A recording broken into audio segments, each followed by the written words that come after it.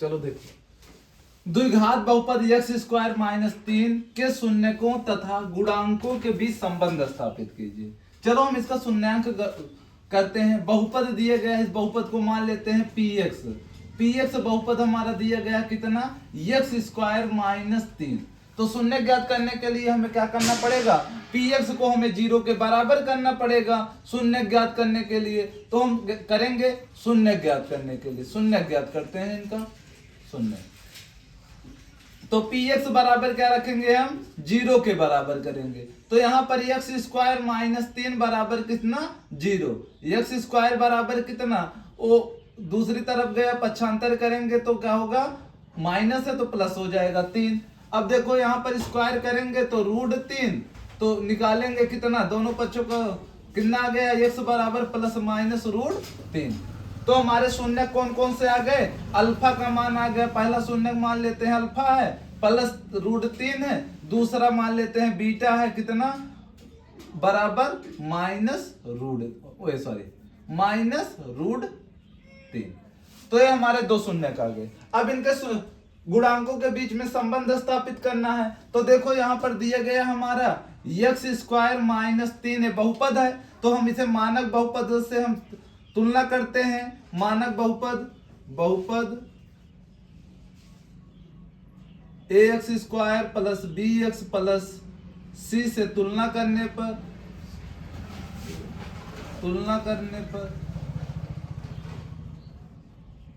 तुलना करेंगे तो a बराबर कितना आ जाएगा, 1।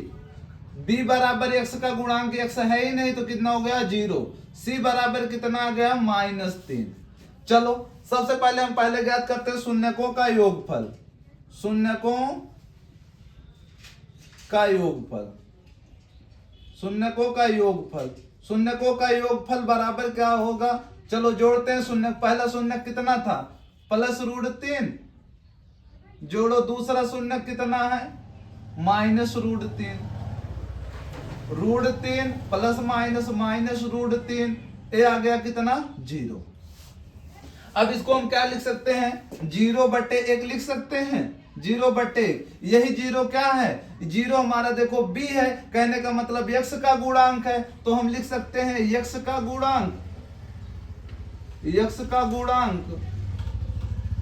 बटे एक क्या है, x स्क्वायर का गुणांक है, x स्क्वायर का गुणांक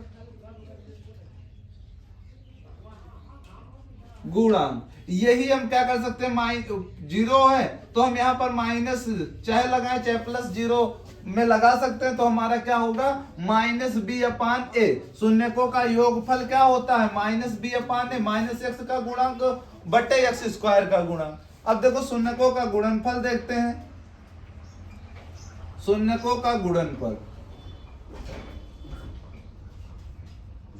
गुणनफल क्या है, देखो √3 गुणे माइनस √3 तो हो जाएगा कितना, प्लस माइनस का माइनस आ गया कितना, √3 गुणे √3 कितना हो जाएगा, रूट हट जाएगा 3। यही क्या है, इसे हम 3/1 लिख सकते हैं। तो भैया क्या है, -3 क्या है, c है, अचर पद। और एक क्या है, x स्क्वायर का गुणांक।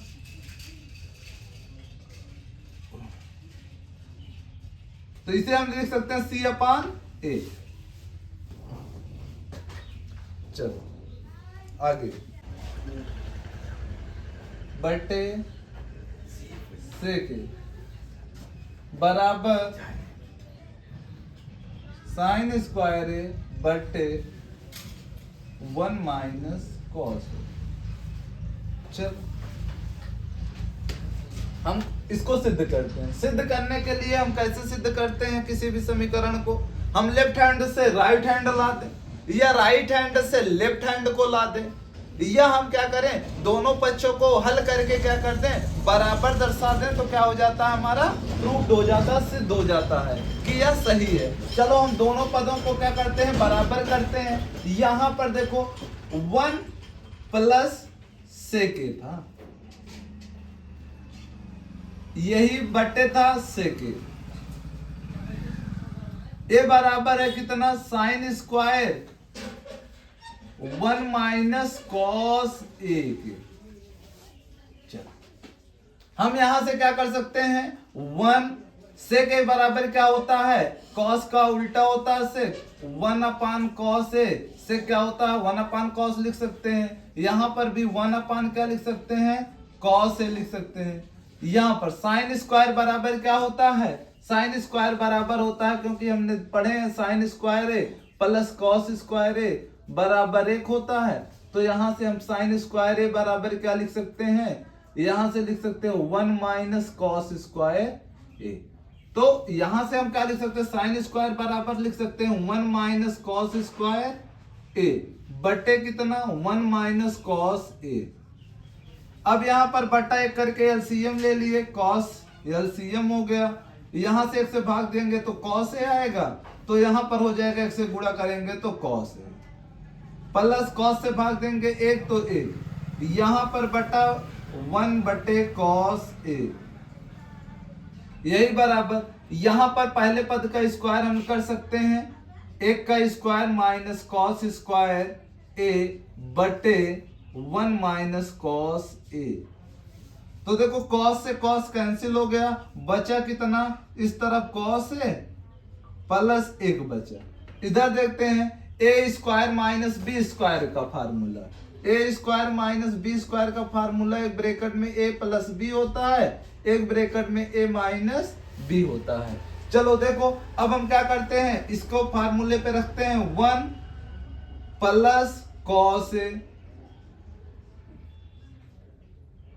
यहां पर एक ब्रैकेट में 1 minus cos A upon 1 minus cos A, cos से कॉस क्या हो गया, कैंसिल हो गया, बचा कितना, योग क्या होता है हमारा, क्रम विनिमय नियम का पालन करता है, तो आ गया 1 प्लस कॉस ए, यही बराबर आ गया 1 प्लस कॉस ए, प्रूव्ड हो गया, दोनों पक्ष बराबर हो गए हमारे, प्रूव्ड हो गए,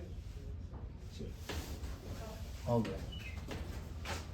आगे की सवाल देखते हैं, 50 से 60, यहां पर देखो बारंबार तक कितना 7 5 8 13 20 7। चलो क्या निकालना है, इस सारणी का माध्य ज्ञात करना है, दिया गया है वर्ग अंतराल दिया गया है, बारंबारता दिया गया है, तो हम इसको वर्ग कैसे, इसे हम देखे हैं 3 विधियों से कर सकते हैं, प्रत्यक्ष विधि से कर सकते हैं, पग विचलन विधि से कर सकते हैं, कल्पित माध्य विधि, किसी भी विधि से। छोटा संख्या है तो हम क्या कर सकते हैं, प्रत्यक्ष विधि से, प्रत्यक्ष विधि से क्या कर रहे हैं, इसको हल कर रहे हैं। देखो वर्ग अंतराल दिया गया है, बारंबारता दिया गया है, तो सबसे पहले हमें क्या निकालना पड़ेगा, यक्स, देखो यफ दिया गया है, हमें यक्स ज्ञात कर लेते हैं, इसका मध्य बिंदु ज्ञात कर लेते हैं वर्ग अंतराल का, तो वर्ग अंतराल का ज्ञात करते हैं। देखो 0 और 10 को जोड़कर आधा करेंगे कितना हो जाएगा 5, 20 और 10 का जोड़ेंगे कितना आएगा 30, 30 का आधा 15। अब देखो यहां पर हम जो इसका अंतर है, अंतर को जोड़ते हुए चले जाएंगे, मध्य बिंदु निकल जाता है, जैसे देखो 15 10 25, 25 10 35, 35 10 45, 45 10 55, तो देखो मध्य बिंदु आ गया। संख्या बड़ी है लेकिन प्रत्यक्ष विधि से हम इसको कर सकते हैं, क्योंकि हम आसान से गुणा कर सकते हैं, नहीं तो हम क्या करेंगे, कल्पित माध्य विधि या पग विचलन विधि, किसी भी विधि से आप कर सकते हैं। तो चलो हम प्रत्यक्ष विधि सबसे देखो इसमें क्या करना है, बारंबारता और मध्य बिंदु का क्या करते हैं, हम गुणा कर लेते हैं, सिंपल सा क्या हो जाएगा, यफ यक्स ज्ञात कर लेते हैं। तो करेंगे 7 पचे 35, 15 पचे 75, 25 अट्ठे 200,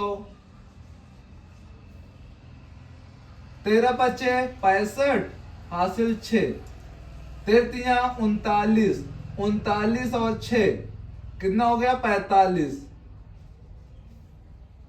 45 दूना 90, 900, 7 पचे 35, 7 पचे 35, 35 3 38 आ गया। तो हम माध्य का फार्मूला क्या होता है, माध्य बराबर होता है सिग्मा एफ एक्स प्रत्यक्ष विधि से अपान सिग्मा एफ।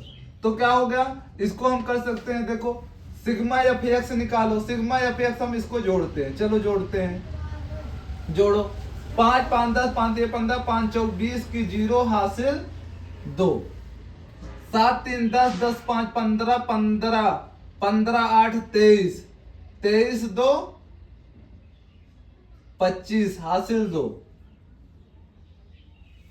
2 4 6 6 9 15 15 3 18 18 2 20। इसको जोड़ो 7 3 10 8 18 5 5 23 7 30 3 3 6 कितना आ गया 60 आ गया।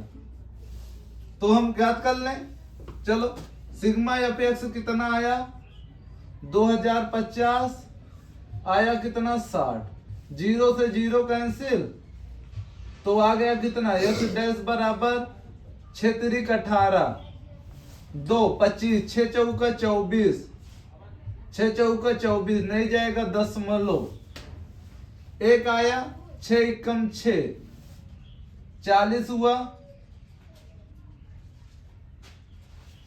6 छंग 36 40 6 छंग 36 6 6 6 आंसर हो गया।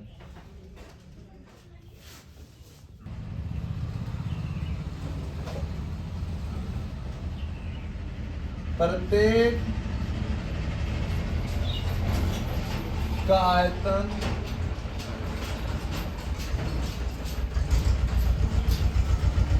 आयतन 1331 सेंटीमीटर क्यूब है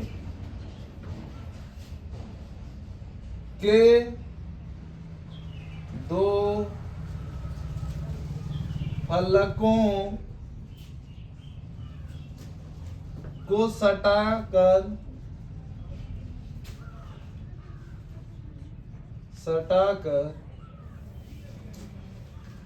रखने पर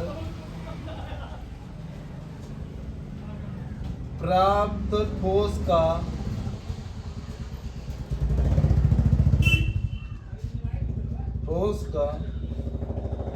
पृष्ठीय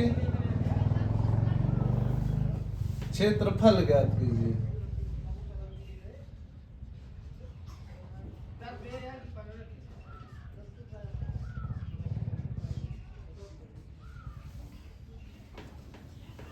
दो घन जिसमें प्रत्येक का आयतन दिया गया है, दो घन है इस प्रकार से,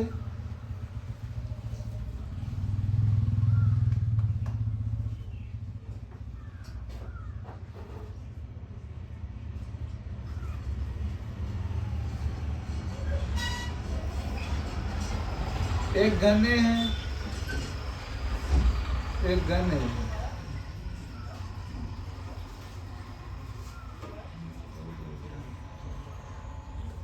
दो घन है जिसका एक का आयतन दिया गया, इसका आयतन दिया गया 1331 सेंटीमीटर क्यूब दिया गया। अब इन फलकों को क्या किया जाता है, मिला लिया जाता है।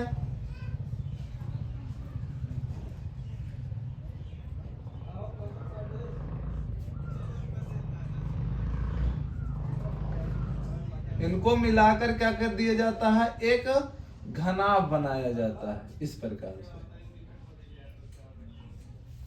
अब देखो जब घनाभ बनाया जाएगा तो केवल ऊंचाई यही रहेगी, लंबाई भी चौड़ाई भी वही रहेगी, लेकिन क्या होगा इसकी जो लंबाई होगी वो क्या होगी, दोगुना हो जाएगी, क्योंकि पहले घन की लंबाई और दूसरे घन की लंबाई जुड़ जाएगी। तब इसका क्या ज्ञात कर लेंगे, हम पृष्ठीय क्षेत्रफल ज्ञात कर लेंगे। चलो हम सबसे पहले घन की हम आयतन दिया गया है, घन का आयतन दिया गया है, घन का आयतन दिया गया 1331 सेंटीमीटर क्यूब। तो घन का फार्मूला क्या होता है, आयतन का भुजा का क्यूब, भुजा का क्यूब बराबर 1331 31। दोनों पक्षों का घनमूल निकालेंगे तो भुजा बराबर कितनी आ जाएगी? भुजा बराबर हो जाएगा घनमूल 1331 का। घनमूल निकालना आता है ना, तो 1331 किसका घनमूल है? क्योंकि 1331 को लिख सकते हैं 11, 11 में 121, 11 में 1331, तो आ जाएगा कितना? 11 सेंटीमीटर। अब देखो इसकी घन की भुजा आ गई, कहने का मतलब 11 सेंटीमीटर चौड़ा है, 11 सेंटीमीटर ऊंचा है और 11 सेंटीमीटर लंबाई है। लेकिन इसकी लंबाई ए भी 11 होगी, ए भी 11, ए भी 11, ऊंचाई और लंबाई वो चौड़ाई सेम रहेगी। क्या होगी? लंबाई क्या हो जाएगी? दुगना हो जाएगी। तो घनाभ का क्या हो जाएगा? घनाभ की लंबाई बराबर हो जाएगा 11 + 11 बराबर कितना? 22। चौड़ाई कितनी हो जाएगी? चौड़ाई वही रहेगी सेंटीमीटर में, ऊंचाई वही रहेगी 11 सेंटीमीटर। घनाभ का क्षेत्रफल, घनाभ का क्षेत्रफल क्या होता है? 2 LB गुणे BH, LB plus BH plus LH। तो देखो 2। लंबाई कितनी है? लंबाई है 22, चौड़ाई 11, ऊंचाई 11 प्लस लंबाई 22, ऊंचाई कितनी है? 11। तो आ गया कितना? 2, 22 एकम 22, 22 एकम 22, 2 24, 11, 11 में 121, 11 दूनी 22, 11 दूनी 22, 2 24। तो देखो जोड़ लो 2, इन सबको जोड़ो। 2 1 3, 2 5, 4 2 6, 6 4 10, 2 1 3, 3 2 5, 5 1 6। अब देखो 2 पंचे 10, 6 दूनी 12 सेंटीमीटर स्क्वायर हो गया।